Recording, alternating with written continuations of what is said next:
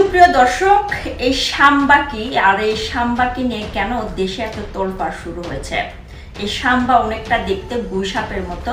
বাংলাদেশের একজন সাম্বা খেয়ে অসুস্থ হয়ে হাসপাতালে ভর্তি রয়েছে। এখন আসেন এই সাম্বা সম্পর্কে জানবো।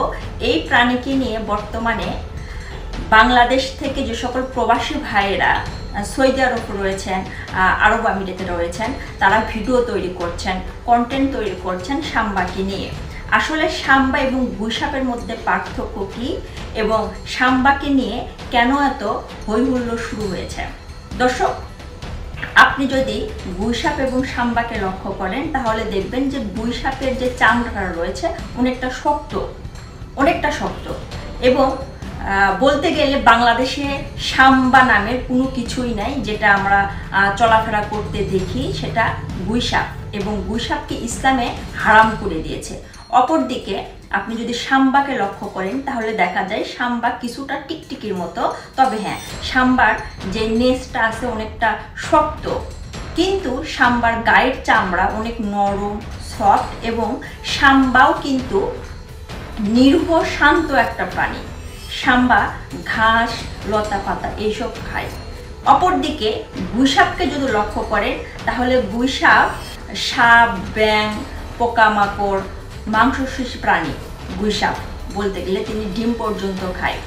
দর্শক, এখন আসেন আমাদের দেশের যে সকল প্রবাসী ভাইরা সৌদি আরবে রয়েছেন, কারণ এই সাম্বার জন্ম হয় মরুভূমিতে, তারা বালির ভিতর থাকে এবং সৌদি আরবে এটা একটা জনপ্রিয় খাবার।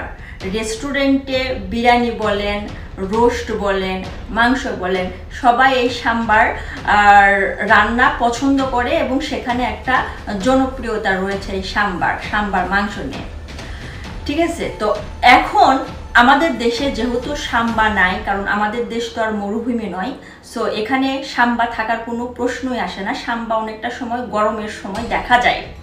তো এখন কফিলারা যারা রয়েছে, প্রবাসী ভাইরা কন্টেন্ট ক্রিয়েট করছেন যে এই সাম্বা না দিতে পারলে তাহলে আমরা দেশে যেতে পারবো না।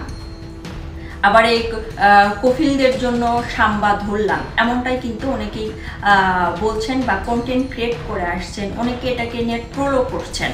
তো যাই হোক, এই সাম্বাকে নিয়ে যদি আপনার কোনো কিছু বলার থাকে, যদি কোনো মন্তব্য করার থাকে, অবশ্যই কমেন্ট বক্সে কমেন্ট করে জানাবেন। অনেকদিন পর চ্যানেলে আসছি আপনাদের মাঝে। যদি ভালো লাগে চ্যানেলের ভিডিওটি শেয়ার করে দিবেন এবং অপরজনকে দেখার সুযোগ করে দিবেন। আপনি যদি সাবস্ক্রাইব না করে থাকেন তাহলে অবশ্যই চ্যানেলকে সাবস্ক্রাইব করবেন। দেখা হচ্ছে পরবর্তী কোনো ভিডিওতে। ধন্যবাদ সবাইকে।